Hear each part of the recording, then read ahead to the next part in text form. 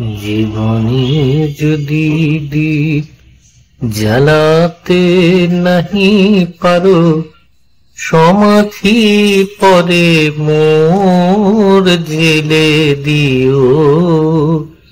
এখনো কাছে আছি তাই তো বোঝো না, আমি যে তোমার কত প্রিয়। জীবনে যদি দীপ জ্বালাতে নাহি পারো, সমাধি পরে মোর জেলে দিও। ছেঁড়া ছেঁড়া গল্প, পুরনো স্মৃতি, একটা ভাঙা বাড়ি আর মানুষজনের ভালোবাসা, এই কিছু রেখেই ধীরে ধীরে বিস্মৃতির অথলে হারিয়ে যাচ্ছেন প্রখ্যাত সঙ্গীত পরিচালক সতীনাথ মুখার্জি। হুগলি জেলার চুঁচুড়ায় তার পৈতৃক বাসস্থান, তিনি এখানেই জন্মেছিলেন। এককালে এক সাংবাদিককে দেয়া একান্ত সাক্ষাৎকারে সুরসম্রাজ্ঞী লতা মঙ্গেশকর বলেছিলেন, সলিল চৌধুরী, সতীনাথ মুখার্জি, হেমন্ত মুখার্জি সুরারোপিত গান তিনি তার কণ্ঠমাধুরীর ছোঁয়া দিয়েছেন। 2023 সালে সুরকার প্রখ্যাত সঙ্গীত শিল্পী সতীনাথ মুখার্জি শতবর্ষ হয়ে গেছে। এবছর সুরকার সলিল চৌধুরী শতবর্ষ চলছে।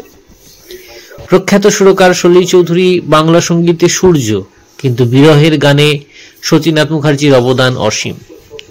কিন্তু কালক্ষেপে হুগলি জেলার ভূমিপুত্র এই শিল্পী কালের নিয়মে বিস্মৃত হয়ে যাচ্ছেন।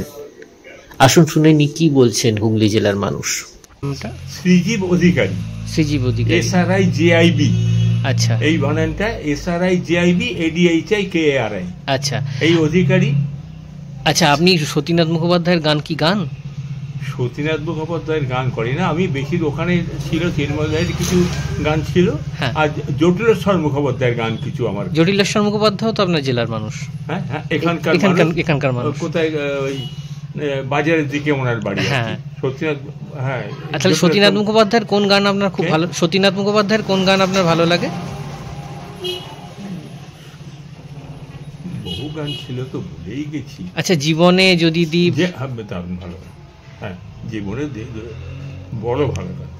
হ্যাঁ, ওনার তো গানের নেই, অনেক গান ছিল। হ্যাঁ, এবং তারপরে সমস্ত জটিলেশ্বর মুখোপাধ্যায় শুনেছি নাকি ওনার কাছে যেতেন। হ্যাঁ, সতীনাথ মুখোপাধ্যায়ের গান আপনি শুনেছেন? হ্যাঁ হ্যাঁ হ্যাঁ, ভালো লাগে। বিশেষ করে কোনটা বেশি ভালো লাগে? অনেক গান রয়েছে ওনার, করতে পারছি না গানগুলো। আচ্ছা, জীবনে যদি দ্বীপ, এই গানটা শুনেছেন? হ্যাঁ হ্যাঁ হ্যাঁ, গানটা শুনেছি।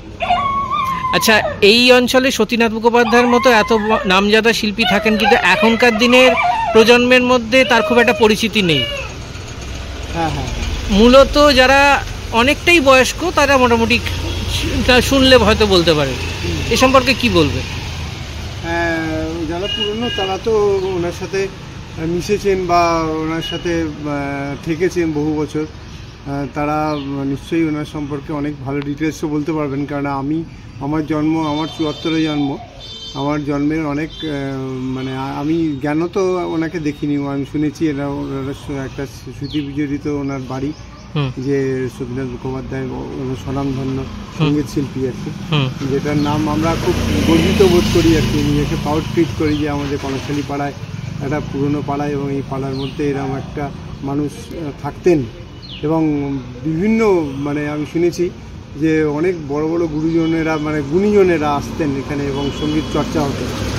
হ্যাঁ, এখানে অনেক শিল্পীরা, হেমন্ত মুখোপাধ্যায় এসেছিলেন এর আগে, তারপরে হচ্ছে সতীনাথ মুখোপাধ্যায় তো ছিলেনই, তারপরে মানবেন্দ্র মুখোপাধ্যায় এসেছিলেন এই বাড়িতেও নাকি এসেছিলেন। এই ভিডিওটিকে লাইক করুন, আপনার গুরুত্বপূর্ণ মতামত কমেন্টের মাধ্যমে আমাদের জানান, এবং আমাদের চ্যানেলের ভিডিও সবার আগে দেখার জন্য ইউটিউবে গণশক্তিকে সাবস্ক্রাইব করুন, ফেসবুকে ফলো করুন এবং শেয়ার করুন আপনার পরিচিতদের মধ্যে।